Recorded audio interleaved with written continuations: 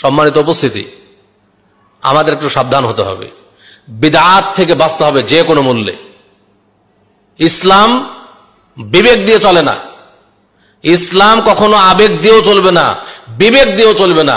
ইসলাম চলবে একমাত্র দলিলের ভিত্তিতে, কোরআন সুন্নাহর ভিত্তিতে ইসলাম চলবে। আমার আপনার বিবেক দিয়ে ইসলাম চলবে না। আপনি বিবেক খাড়াই দিলেন, সাবধান থাকবেন। বিদআত থেকে বাঁচতে হবে। বিদআত কাকে বলে? বিদআত কি জিনিস? যে বিষয়ে কোনো আদেশও নাই কোরআন হাদিসে, যে ব্যাপারে কোনো নিষেধও নাই, আদেশও নাই, নিষেধও নাই, আমি আপনি করছি নেকির কাজ মনে করে, সেটা হচ্ছে বিদআত।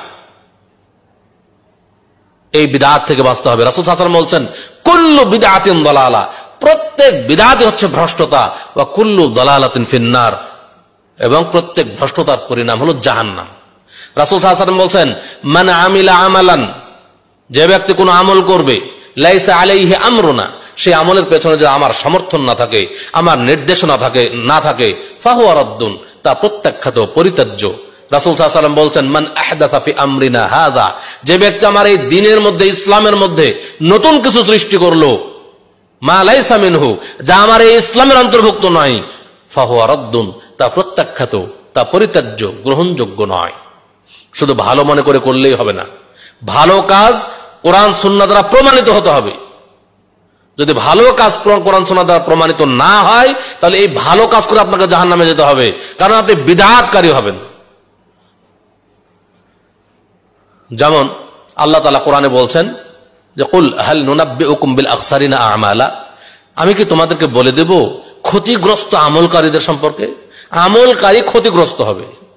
আল্লাযীনা দাল্লা সাইয়ুহুম ফিল হায়াতিদ দুনিয়া ওয়া হুম ইয়াহসাবুনা আন্নাহুম ইউহসিনুনা সুনআ, যাদের দুনিয়াবি প্রচেষ্টা সব বরবাদ হয়ে যাবে, অথচ তারা মনে করে যে তারা খুব ভালো আমল করে যাচ্ছে। ভালো আমল, আমি খুব ভালো আমল করছি, কিন্তু দুনিয়াবী জীবনে তাদের সকল আমল বরবাদ হয়ে যাবে। এমন ভালো আমলকারীদের সংবাদ দেব? তাহলে আমল করে ক্ষতিগ্রস্ত হবে। এই সমস্ত বিদআতীদের কথা শুনে যারা আমল করবেন তারা ক্ষতিগ্রস্ত হবেন। ইসলাম অবশ্যই দলিল নির্ভর, ইসলাম মানুষের বিবেক দিয়ে চলবে না। এজন্য আমরা সবসময় চেষ্টা করব যে আমরা যে আমলই করি না কেন, সেই আমল রাসূলুল্লাহ সাল্লাল্লাহু আলাইহি ওয়াসাল্লাম থেকে সেই আমলের বৈধতা আছে কি না। যদি বৈধতা থাকে তাহলে করব, না থাকলে করব না। এটা মুসলিমের বৈশিষ্ট্য।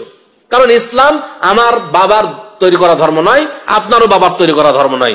ইসলাম আল্লাহর মনোনীত ধর্ম। ইসলামের বিধান চলবে আল্লাহর বিধান অনুযায়ী, এবং নবী মুহাম্মদ সাল্লাল্লাহু আলাইহি ওয়াসাল্লামের প্রদর্শিত পদ্ধতিতে ইসলাম চলবে। আমার আপনার বিবেক দিয়ে ইসলাম চলবে না।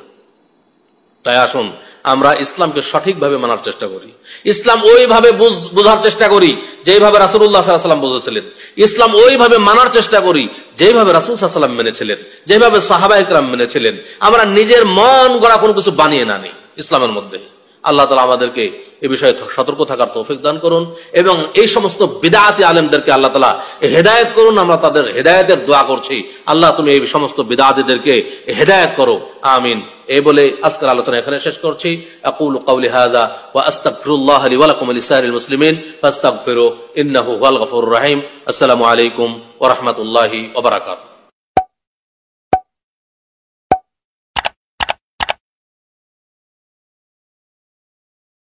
يا أيها الذين آمنوا أطيعوا الله وأطيعوا الرسول ولا تبطلوا أعمالكم. يا أيها الذين آمنوا أطيعوا الله وأطيعوا الرسول ولا تبطلوا أعمالكم. يا أيها الذين آمنوا أطيعوا الله وأطيعوا الرسول ولا تبطلوا أعمالكم. يا أيها الذين آمنوا أطيعوا الله وأطيعوا الرسول ولا تبطلوا أعمالكم.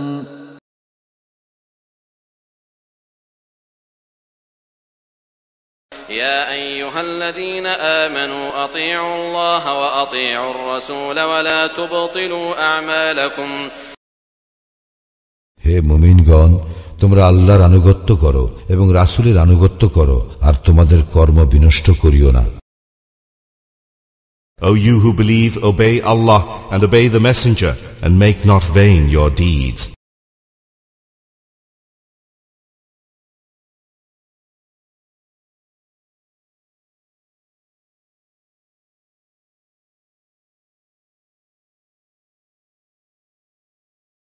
O you who believe, obey Allah and obey the Messenger, and make not vain your deeds.